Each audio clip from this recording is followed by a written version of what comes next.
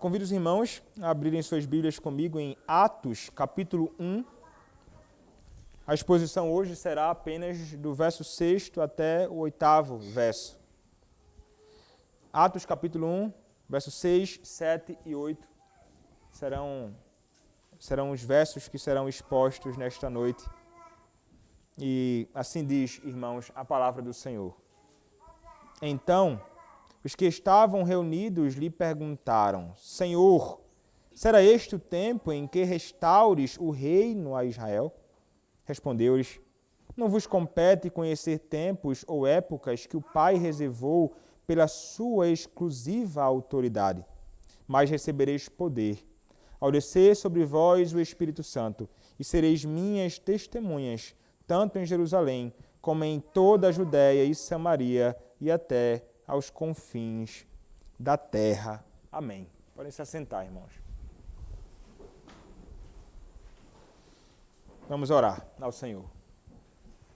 Senhor Deus, mais uma vez eu quero te pedir que o Senhor seja muito gracioso comigo e me use agora na exposição desta breve porção da Tua Palavra, que seja uma exposição clara, que possamos entender a Tua verdade revelada aqui neste texto, que possamos, por Ti, ó Deus, ser exortados, animados, encorajados a seguir em frente e fazendo a Tua obra, expandindo o Teu reino neste mundo. Fala ao coração do Teu povo, usa-me apesar de mim, apesar das minhas debilidades, é o que eu te peço ao Senhor, para a glória do Teu nome, em nome de Cristo. Amém. Irmãos, na última exposição e primeira exposição nossa no livro de Atos, nós vimos o prólogo do livro de Atos, quando nos é apresentado aqui, nas primeiras palavras deste livro, um resumo muito claro também do Evangelho do nosso Senhor Jesus Cristo, como revelado no próprio Evangelho de Lucas, que é igualmente o autor do livro de Atos.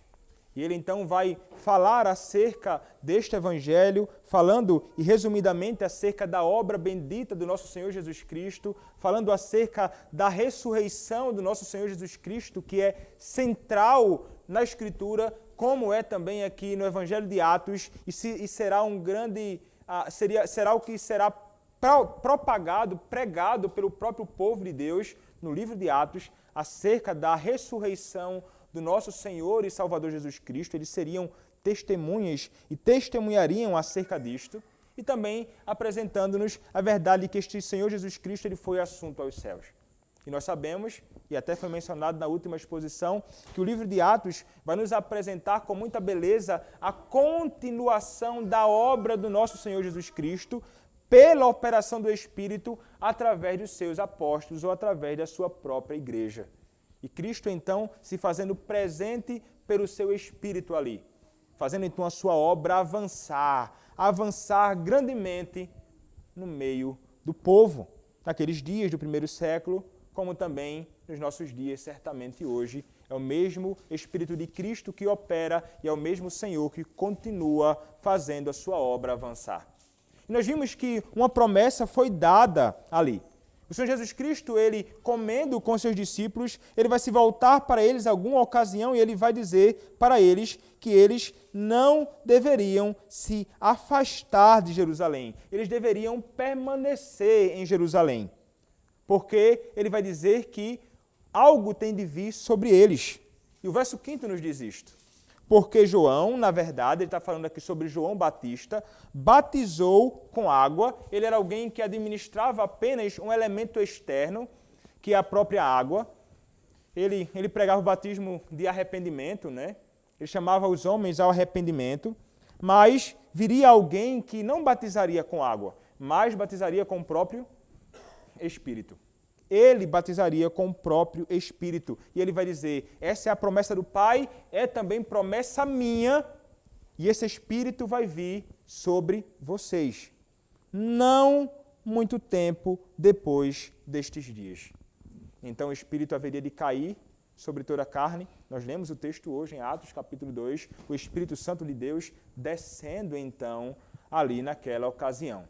Então, há uma promessa ali. E é interessante que, estando eles sendo expostos, os apóstolos, ouvindo estas palavras de Cristo, esta promessa, isso vai gerar neles um questionamento. Não somente baseado nesta promessa, mas nos ensinos do próprio Senhor Jesus Cristo acerca do reino, acerca do reinado de Deus.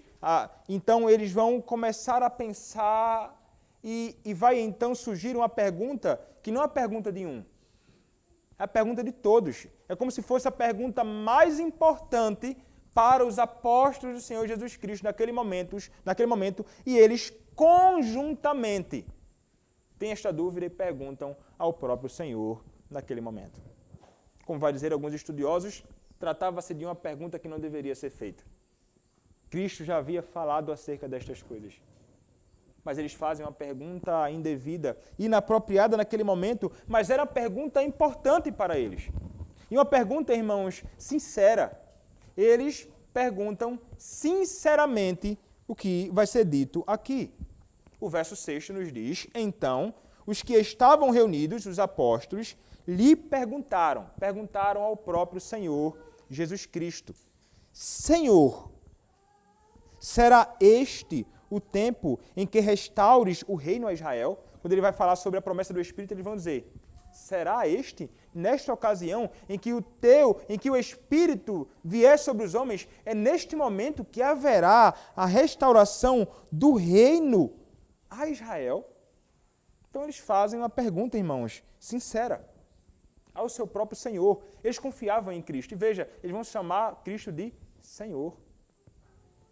Eles vão se dirigir a Ele, eles têm plena confiança em Cristo e eles estão certos de que o próprio Senhor Jesus Cristo pode dar uma resposta clara acerca disto que eles estão querendo saber. Eles estão plenamente convictos disto.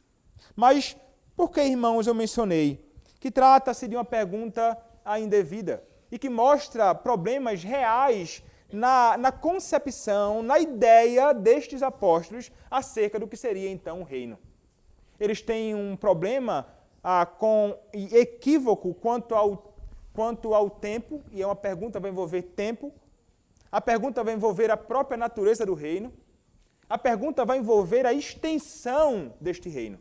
O tempo em que este reino chegaria na sua consumação final. Então, eles estão pensando no reino, no estágio final do reino de Deus.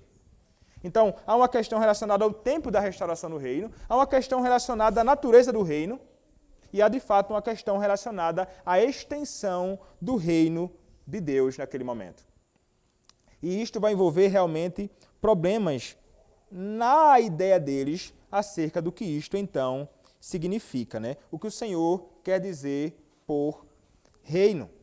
Então, por que razão nós podemos falar que realmente eles têm pensamentos equivocados? Primeiro, porque eles vão pensar inicialmente acerca do reino, pensando que o reino de Deus chegaria ao seu fim ali, naquele dia em que o Espírito desceria. Eles têm uma concepção relacionada a um governo messiânico, do filho de Davi, então, que reinaria. E eles pensam acerca disso e imaginam assim: quando o Senhor vier, quando o Messias vier, e Cristo veio, eles viram Cristo fazendo milagres extraordinários, eles viram Cristo sendo ressuscitado dentre os mortos, eles vão contemplar todos aqueles atos e eles pensam assim: o reino de fato chegou. E eles imaginam que realmente ali trata-se do estágio final deste reino. É o tempo, é agora. Chegou agora exatamente, o final de tudo. E eles estão pensando nisto porque eles também nutriam a expectativa de que, ao fim deste reino, e estando eles junto ao final deste reino messiânico, eles teriam também grandes privilégios ao estarem com o seu Senhor ali naquele momento final, do final deste reino de Deus. Então, eles estão pensando sobre a questão relacionada ao tempo deste reino naquele momento. Mas o que é que acontece? Nós veremos que o Senhor Jesus Cristo vai rebater essa ideia deles,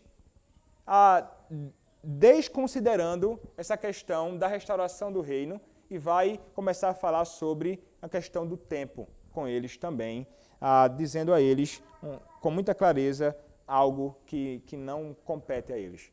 Mas, além disto, eles também tinham uma concepção equivocada no que diz respeito à natureza do reino.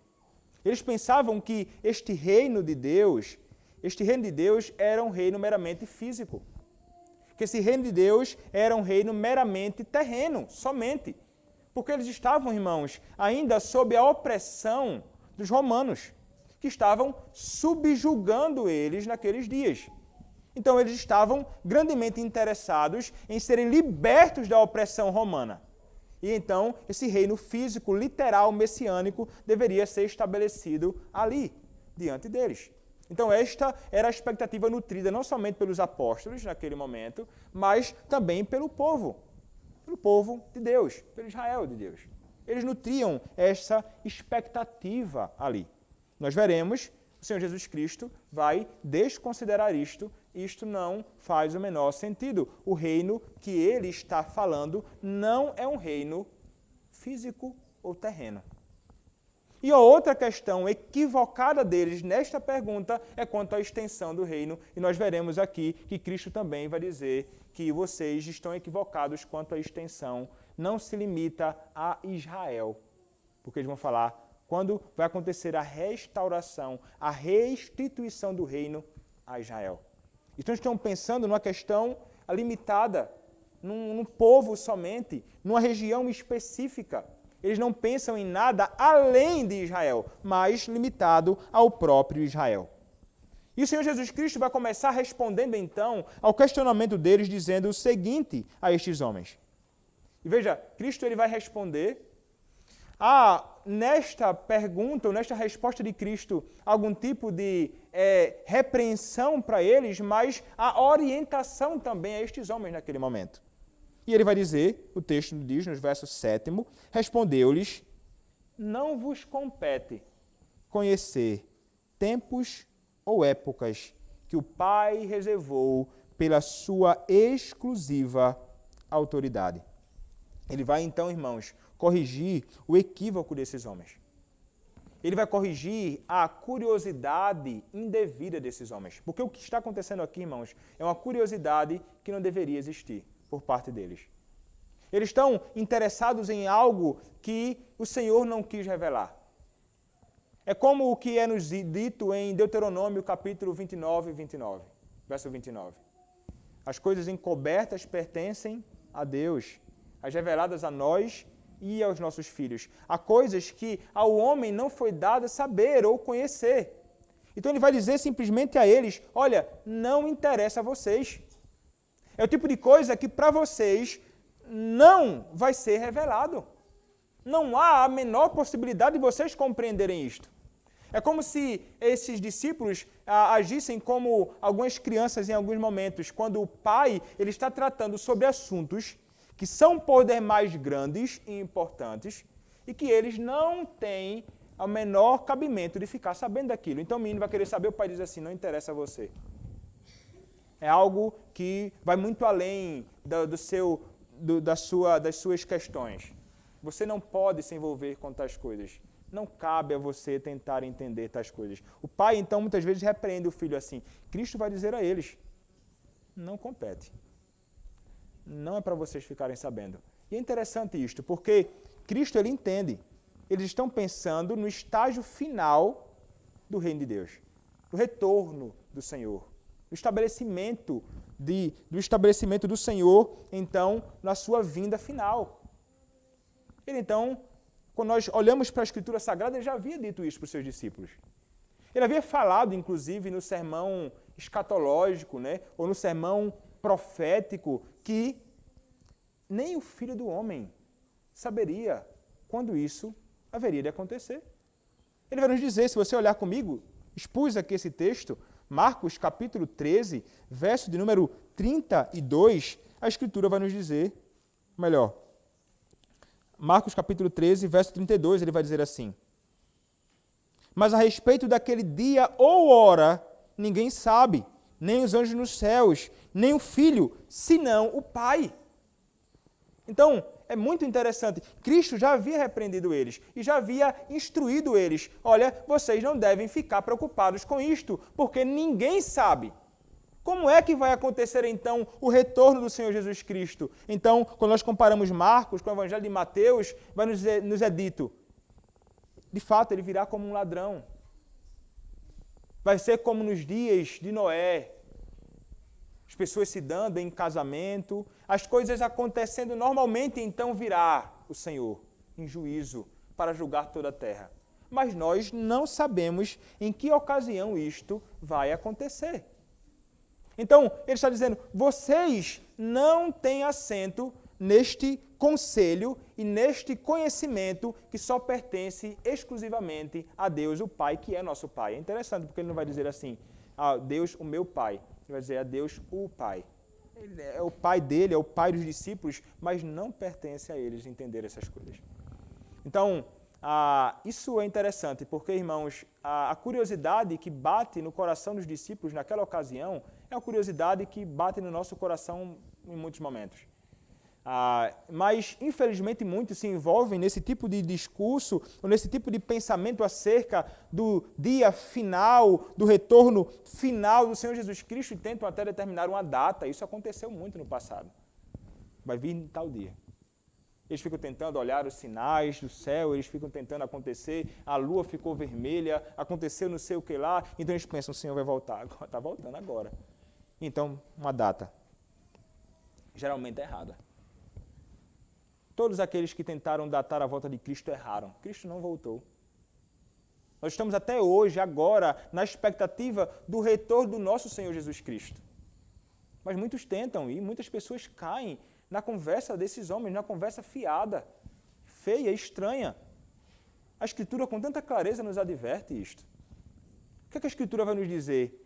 O que os discípulos deveriam fazer? Cristo vai dar uma orientação para eles quanto ao que eles devem fazer, ao invés de ficar se envolvendo com esse tipo de perguntas naquele momento. Mas quando o Senhor Jesus Cristo vai falar sobre a segunda vinda, sobre o seu retorno final, ele vai dizer que nós devemos vigiar e orar.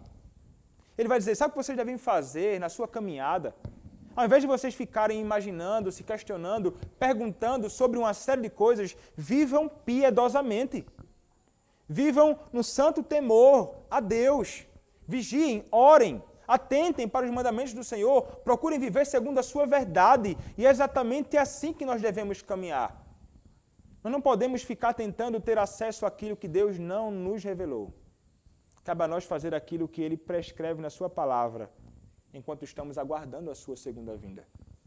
Então, pensar acerca disto, ao invés de gerar simplesmente curiosidade, deve me fazer, na realidade, me envolver com as coisas de Deus. É assim que você deve caminhar, irmão. É assim que você deve caminhar, minha irmã. Aguardando isto e este dia que virá, o Senhor retornará, mas procurando viver enquanto Ele não vem na sua segunda vinda, de um modo que seja agradável a Ele, como revelado na sua própria palavra. Então você vai observar a Escritura, lendo a Escritura, meditando na Escritura, procurando aplicar essas verdades da palavra ao seu próprio coração e tentando viver então segundo esta verdade, na sua limitação, falhando, pecando, pedindo graça a Deus para que Ele então o capacite a viver segundo esta verdade, contando com a graça, a comunhão dos santos, a edificação mútua e tudo isto que são meios através dos quais o nosso Deus nos capacita e nos concede a graça para vivermos piedosamente nesta vida, até o dia em que o Senhor virá para nos buscar e então seremos glorificados, já não haverá mais pecado e então viveremos com o Senhor para sempre. Então, a curiosidade deles, o Senhor vai logo repreendê-los. Não. O Senhor reservou isso pela sua exclusiva autoridade. Não foi revelado a ninguém. E nem será. Nem será. Se alguém chegar a algum momento tentando falar alguma coisa dessa natureza para vocês, abram um texto e digam assim, não, a Escritura diz que não tem, ninguém sabe desse dia. E repreenda esse homem se ele disser alguma coisa para você. Viva piedosamente diante do Senhor e não fique inventando histórias que não fazem sentido. A Escritura é que nos determina e nos ensina toda a verdade de Deus. Então, quando ele repreende, irmãos, estes homens, eles estão dizendo, olha, vocês estão pensando no tempo, estão pensando que será agora, mas não será. Nós ainda aguardaremos este retorno. Então, ele já lança fora um pensamento equivocado destes homens. E então ele segue em frente, nos dizendo o seguinte, no verso 8º, que seria talvez um verso chave aqui neste momento. Ele vai dizer o seguinte para nós: mas recebereis poder. Mas recebereis poder ao descer sobre vós o Espírito Santo e sereis minhas testemunhas, tanto em Jerusalém como em toda a Judéia e Samaria e até aos confins da terra. É como se ele dissesse assim para eles: ao invés de vocês ficarem querendo saber quando será o estágio final do reino, ao invés de vocês ficarem pensando nessas coisas, façam o seguinte: se envolvam com o reino. Parem de ficar questionando essas coisas. Metam a mão na obra. Arregassem as mangas. Se envolvam de fato com as coisas que vão fazer com que este reino de Deus possa ser de fato expandido. É a isto que ele vai chamar estes homens neste momento. Quando nós lemos esse texto, mas recebereis poder. Ele vai então começar a dar instruções e vai falar o que haverá de acontecer e vai nos mostrar mais uma vez aquilo que nós chamamos de a grande comissão. O que esses homens são chamados a fazer neste mundo como verdadeiras testemunhas do próprio Senhor. E é interessante, irmãos, esse texto de Atos capítulo 1, verso 8º, ele tem alguns paralelos com outros textos agora no Evangelho de Lucas. Nós podemos ver o seguinte: ele vai falar sobre poder, ele vai falar sobre descer o Espírito Santo.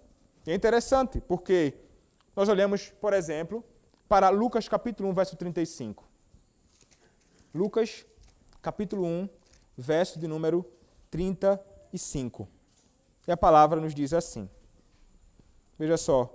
Respondeu-lhe o anjo: descerá sobre ti o Espírito Santo e o poder do Altíssimo te envolverá com a sua sombra.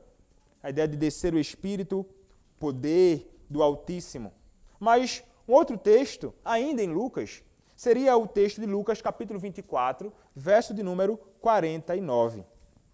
Lucas, capítulo 24, verso de número 49, quando o Senhor ele vai nos dizer o seguinte: eis que envio sobre vós a promessa de meu Pai.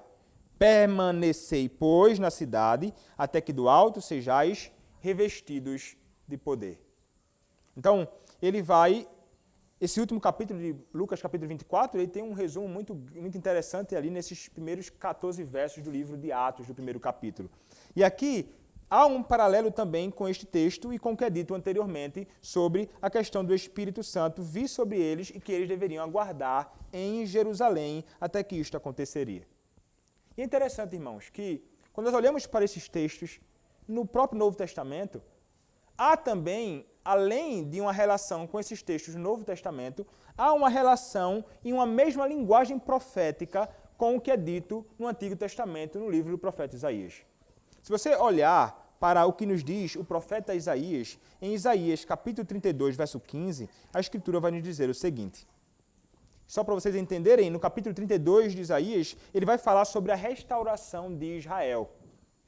Sobre a restauração de Israel, resumidamente. E assim nos diz Isaías 32, verso de número 15. Até que se derrame sobre nós o Espírito lá do alto. Então o deserto se tornará em pomar e o pomar será tido por bosque. É interessante, como mencionei, ele está falando sobre a restauração de Israel.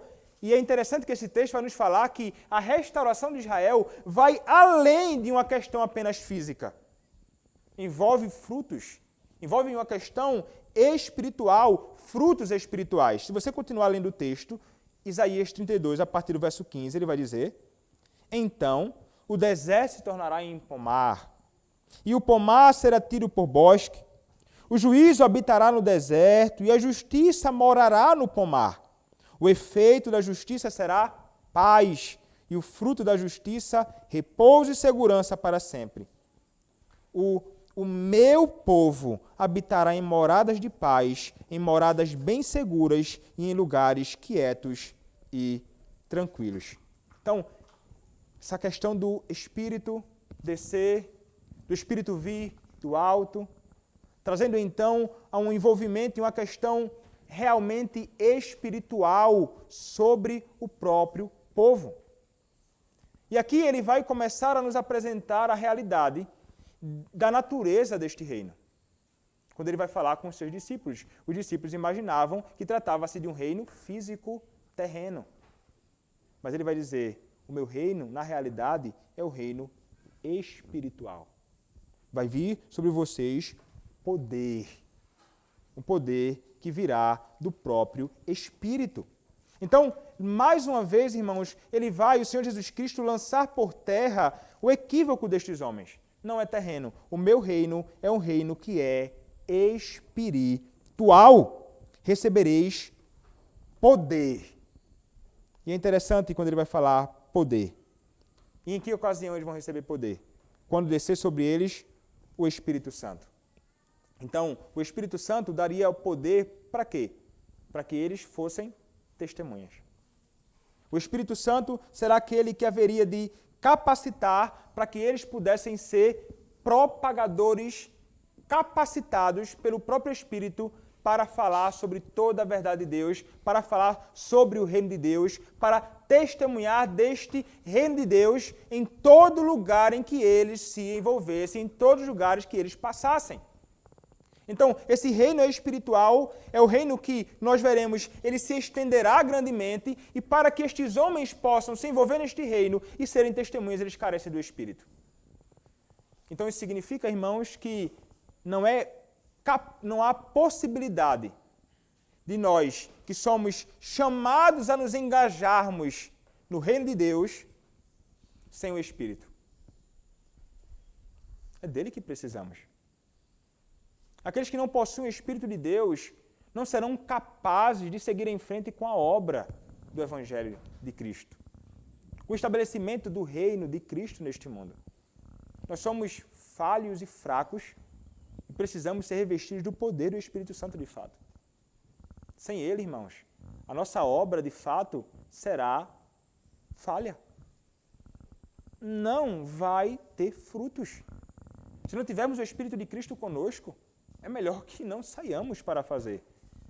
Se o Espírito de Cristo não estiver conosco, operando através de nós, operando através da própria palavra que é proclamada para a salvação dos homens, se o Espírito não agir, não avançará a obra.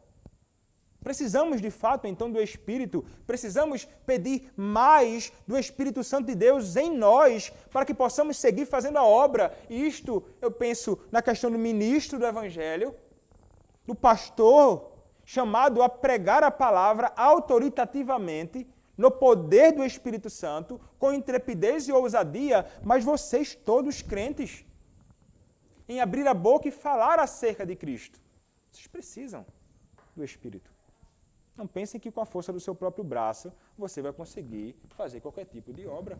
Não será a nossa eloquência, a nossa boa retórica, nada disso será suficiente se não tivermos o Espírito de Cristo conosco. Então, é um poder que vai ser dado a eles neste momento para que eles possam, então, ser fiéis testemunhas. Então, mais uma vez, o reino trata-se de um reino que é espiritual. E ele vai dizer, vocês receberão poder quando o Espírito descer sobre vós, e então ele vai dizer, e sereis minhas testemunhas. Sereis minhas testemunhas. É interessante este momento aqui, porque, mais uma vez, há paralelos, há referências ao Israel no Antigo Testamento como testemunhas, e mais uma referência relacionada ao texto de Isaías. Testemunhas aqui estão relacionadas ao texto de Isaías. E você pode voltar comigo agora para o que diz Isaías, capítulo 43. Isaías, capítulo 43, vai nos falar sobre testemunha. E o contexto, irmãos, que nós podemos considerar aqui é o mesmo contexto do texto que nós lemos anteriormente de Isaías 32. Está relacionado à questão da restauração de Israel. Então, o texto em Isaías capítulo 43, verso 10, nos diz assim: Vós sois as minhas testemunhas, diz o Senhor, o meu servo a quem escolhi, para que o saibais e me creiais e entendais que sou eu mesmo, e que antes de mim Deus nenhum se formou, e depois de mim nenhum haverá. Agora o verso 12. Eu anunciei salvação, realizei e a fiz ouvir. Deus estranho não houve entre vós, pois vós sois as minhas testemunhas, diz o Senhor. Eu sou Deus. Ainda em Isaías, agora Isaías capítulo 44, verso 8. Não vos assombreis, nem temais. Acaso, desde aquele tempo, não vos fiz ouvir, não vos anunciei? Vós sois as minhas testemunhas. Há outro Deus além de mim? Não, não há outra rocha que eu conheça.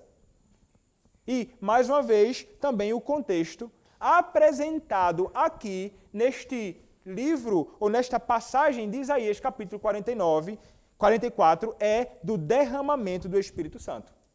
Envolve, neste contexto, derramamento do Espírito Santo para que eles sejam testemunhas. Nos diz o versículo 3º do capítulo 44. Porque derramarei água sobre o sedento e torrentes sobre a terra seca. Derramarei o meu Espírito sobre a tua posteridade e a minha bênção sobre os teus descendentes. As semelhanças, não é? Derramamento do Espírito sobre os apóstolos, que seriam então testemunhas. Então, o Antigo Testamento já testificava, já falava acerca desta grande realidade. E é interessante que há um servo ali, nos é dito. Um servo, ele está envolvido naquele contexto. Mas, pensando particularmente aqui acerca das testemunhas, eles seriam aqueles que iriam propagar esta verdade, defendendo esta causa, anunciando então a causa do Senhor. E isto já é realmente profetizado e já é anunciado nas letras do Antigo Testamento. Então nós encontramos Lucas, em Atos, reforçando esta mesma verdade. O reino do meu Pai, o reino de Deus, ou o reino de Cristo, ele se expande através do testemunho do povo de Deus, que é capacitado pelo Espírito Santo de Deus a testemunhar. Mas então, Cristo vai dizer, vocês devem testemunhar, o Espírito cairá sobre vocês. Mas, diferente do que vocês estão pensando, que trata-se então de um reino limitado a Israel, é muito maior do que isso. Ele vai então quebrar a terceira concepção equivocada dos discípulos quanto à extensão do reino. A extensão do reino qual é? Cristo vai nos dizer, e sereis minhas testemunhas tanto em Jerusalém como em toda a Judéia e Samaria e até aos confins da terra. Se limita, irmãos, a Israel somente? Com muita clareza, Cristo vai dizer, não se limita a uma questão étnica, não se limita somente a Israel. E é interessante nós olharmos para esse texto, porque há mais uma referência a paralelos com Isaías. Agora, com o que nos é dito em Isaías capítulo 49, verso 6. Olha o que diz Isaías 49, verso 6. Esse texto vai envolver e vai falar sobre um servo, o servo do Senhor. Aquele que é chamado em Isaías capítulo 53 de o servo sofredor. E é interessante que vai nos dizer no versículo 6 de Isaías 49. Sim, diz ele, pouco é o seres meu servo, para restaurares as tribos de Jacó, e tornares a trazer os remanescentes de Israel. Também te dei como luz para os gentios, para seres a minha salvação até às extremidades da terra, até aos confins da terra. Vocês serão, então, os meus servos. É muito interessante pensar acerca disto, porque estes homens, ou esse texto de Isaías, está pensando em um servo que será a luz para os gentios. Ele não somente vai ser aquele que vai socorrer Jacó, mas ele é aquele que vai socorrer e estender então a luz para todos aqueles que estão fora das extremidades da terra do povo de Deus. E esse servo, irmãos, apresentado aqui em Isaías é o próprio Messias, é o próprio Senhor, é o próprio Salvador, aquele que viria para então fazer esta obra. E é interessante, é o servo ele é associado às testemunhas. As testemunhas estão ligadas ao próprio servo. Eles, conjuntamente, o servo do Senhor, mais as testemunhas, são aqueles que se envolvem nesta obra de propagação do reino de Deus e da sua verdade e da salvação em todos os lugares, não somente num. Então, já no Antigo Testamento nós vemos referências e há outras, mas em Isaías, com muita clareza, a salvação não se limitará a apenas um povo. Ela vai romper muitas barreiras. E isso vai acontecer através do serviço do povo de Deus, da igreja do Senhor, que vai testemunhar acerca desta palavra. E é interessante que ele vai nos dizer e vai nos apresentar aqui uma ordem que é justamente a ordem que nos é apresentada no próprio livro de Atos. Ele vai nos dizer que eles, então, serão testemunhas, que eles anunciarão o reino de Deus em Jerusalém. Do capítulo 1 até o capítulo 7, nós encontraremos justamente o testemunho deles em Jerusalém. Depois ele vai dizer em toda a Judéia e Samaria. Do capítulo 8 até o capítulo 12, nós veremos então eles testemunhando no que é chamado de Judéia e Samaria. Os samaritanos eram inimigos, eram opostos, não tinha relação saudável e boa com o povo de Deus. E a partir do capítulo 13, que nós podemos chamar de os confins da terra, até chegar em Roma, o destino final disto, que vai envolver ali e a partir também de então o envolvimento com o mundo inteiro, espalhando-se pelo mundo inteiro.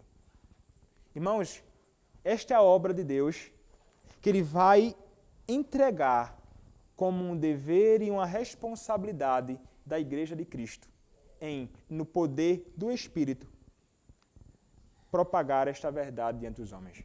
O reino de Deus, anunciando a Cristo, anunciando a salvação que só pode ser encontrada nele. E uma questão, irmãos, que vai muito além de um pensamento simplesmente limitado, como muitos de nós podemos ter em relação à grande comissão. O Senhor Jesus Cristo, Ele nos dá uma promessa. Nós temos uma ordem em testemunhar acerca da palavra do Senhor, mas há uma promessa de que esta palavra dele vai se estender até os confins da terra. É uma verdade anunciada no Antigo Testamento, é uma verdade proclamada no Novo Testamento, e é algo, irmãos, que deveria ser para nós de grande encorajamento. Se o próprio Senhor Deus garantiu, dando-nos a palavra, de que essa palavra dele seria anunciada em todo lugar, nós podemos estar certos de que isso realmente acontecerá. E nós, então, irmãos, podemos nos engajar certos de que a pregação e o testemunho acerca de Cristo realmente vai envolver tudo isto. Porque Ele nos garante isto. Porque Ele também nos deu exatamente tudo aquilo que precisamos para fazer isto. Isso deveria nos fazer otimistas na pregação da palavra. Otimistas no testemunho do Evangelho. Otimistas em que os homens, à medida que nós nos espalharmos anunciando esta palavra, homens eleitos de Deus se renderão a Cristo. E assim o reino de Deus estará sendo expandido. É exatamente isso que nós devemos desejar. Exatamente isto que nós pedimos, inclusive na oração. Venha o teu reino, nós lemos. Isto vai envolver a pregação da palavra de Deus no mundo. E a igreja de Cristo é sobre a igreja que Cristo reina de modo ainda mais especial. E a igreja de Cristo é o agente de Deus para a propagação disto. Todos nós. E uma cobrança e uma responsabilidade ainda maior sobre aqueles que estão envolvidos com o ministério da palavra. Falando sobre este reino de Deus, irmãos, que deve ser expandido, o próprio Joel Bick, ele vai escrever dizendo o seguinte: o reino de Deus jorra da fonte, a partir da obra de Cristo, em sua morte e ressurreição, pela sua morte na cruz. Cristo conquistou os poderes do mal, destruindo o Golias espiritual com a sua própria espada. Além disso, a redenção de Cristo não é primeira e principalmente uma vitória sobre Satanás, mas uma aquisição. Sua humilhação foi o preço necessário para satisfazer a lei de Deus. O reinado oficialmente começou depois da ressurreição de Cristo, quando ele foi assunto ao céu, assentou-se à destra de Deus e derramou o Espírito para dar poder para a sua igreja levar o Evangelho a todas as nações. É onde Cristo está, irmãos. Ele está nos céus. O que é que Cristo faz, irmãos? Cristo reina. E ele, como alguém que reina e que continua fazendo a sua obra através da igreja, será que isso não é uma garantia suficiente para você entender que o Evangelho de Cristo realmente vai alcançar todos os homens? E que esse Evangelho realmente avançará? Porque, de fato, meu irmão, como o próprio Joel Bick continua sustentando, o contexto do reino é a igreja, onde o poder real de Cristo opera. Cristo dirige externamente o seu povo através da sua palavra e internamente através da influência da sua graça, através do seu poder, que faz o seu povo ter vontade de obedecer. Quando Cristo reaviva a sua igreja, crentes se regozijam em ver os acontecimentos de seu Deus e Rei em seu santuário. Contudo, nem tudo no reino visível de Cristo, a igreja, pertence a ela. Alguns são como peixes ruins pegos pela rede, que serão jogados fora no julgamento final. Alguns que são ajuntados não são de fato do povo de Deus. Como um outro teólogo vai dizer, o papel da igreja de Cristo, da igreja visível de Cristo, é fazer o reino invisível de Cristo visível. É fazer o reino invisível de Cristo visível. Como isso acontecerá se não for através da propagação da palavra através da igreja? Então, John Bick continua dizendo: Deus prometeu expandir o reino de Cristo sobre todas as nações. Os reinos satânicos deste mundo e suas falsas religiões irão, no final de contas, todos fracassar. E Cristo irá reinar como Rei dos Reis e Senhor dos Senhores. O reino irá alcançar sua última realização na felicidade e santidade da vida eterna, quando Cristo retornar em glória. Em um sentido, a obra mediadora de Cristo será realizada e ele irá entregar o reino para o seu Pai. Mas nós somos chamados, de fato, a nos engajarmos neste reino. Promessas, irmãos, e garantias certas. Se não temos garantias de uma vitória certa, o que é que estamos esperando para seguirmos em frente, envolvidos com o reino?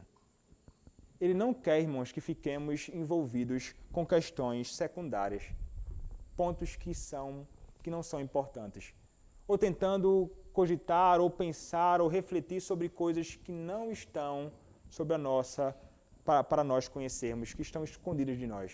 Coisas que pertencem somente a Deus. Ele vai dizer o que é dito para os seus apóstolos naqueles dias. Vocês são aqueles que receberam poder do Espírito Santo de Deus que habita em nós e saiam por este mundo para falar acerca do meu reino e da salvação que só pode ser encontrada em Cristo. Eu pergunto a você, o que você está esperando para se envolver com o reino de Deus, do testemunho de Cristo neste mundo? O que tem feito você ficar parado ao invés de se envolver com este reino? Você imagina que o Senhor não pode salvar o homem? Você tem alguma desconfiança de que esse reino ele não se expandirá e então você duvida da eficácia do poder do Espírito de Deus através da sua palavra? Ou você simplesmente é alguém que, por temor da rejeição dos homens, temor de ser chamado de louco pelos homens, você simplesmente foge dessa sua responsabilidade em testemunhar acerca de Cristo? Meus irmãos, se forem essas razões, são razões pecaminosas. É estranho a um verdadeiro Filho de Cristo o se envergonhar do próprio Senhor Jesus Cristo. Se nós verdadeiramente amamos o nosso Senhor Jesus Cristo, nós vamos ter o maior prazer sentindo-se honrados em testemunhar acerca dele neste mundo. E nós estaremos grandemente interessados em fazer com que o seu reino alcance todos os confins da terra. Através de nós nos envolvendo de fato, ou através de nós orando, investindo nesta obra, a fim de que este evangelho alcance o mundo. Somente assim, irmãos, através da expansão do reino de Deus, é que nós veremos uma mudança real no mundo inteiro. O reino de Deus não vem através de um esforço político terreno meramente. Não vem. Não vai ser através de um presidente que seja grandemente interessado nas coisas e então estabelecendo leis que vão tentar conduzir os homens a fazer algo que seja bom ou a promover algo bom na nação. Aqui ou em qualquer outro lugar. Não é uma questão terrena, é questão espiritual. É poder do Espírito que vem sobre o homem para testemunhar. Antes de desejarmos homens que assumam o poder, devemos desejar corações redimidos neste mundo. Corações transformados pelo Espírito Santo de Deus. Corações que foram subjugados pelo Senhor. Corações que têm Cristo reinando sobre eles. A partir então de corações transformados e redimidos, onde Cristo reina, aí nós veremos uma mudança real na Igreja de Cristo e fora da Igreja de Cristo. Por essa razão, irmãos, não negligenciemos a obra, envolvamos-nos com a obra do nosso Senhor, Deus neste mundo, expandindo a sua glória em toda a terra. Amém. Vamos orar, irmãos. Senhor, nosso Deus, agradecemos, ó Deus, a Ti, pela graça de podermos ser Teus filhos, pela graça de sermos Tuas testemunhas neste mundo, que propagam a Tua verdade, que testemunham acerca do Teu Filho, o Salvador do mundo. Ó Deus, nós Te agradecemos por isto, mas Te pedimos mais uma vez perdão por não nos engajarmos nesta obra como deveríamos. Te pedimos, ó Deus, também graça. Ó Deus, dá-nos graça para seguirmos em frente, ó Deus, fazendo a Tua vontade, fazendo a Tua obra. Dá-nos mais do Teu Santo Espírito para testemunharmos acerca de Cristo, o Teu Filho, o Salvador do perdido. Ó Deus, tem misericórdia de nós e nos capacita para isto. E que, ó Deus, através da Tua igreja, através da propagação do Teu Evangelho neste mundo, todos os homens possam se render a Ti. Ó Deus, é o que nós Te pedimos. Em nome do Senhor e Salvador Jesus Cristo. Amém.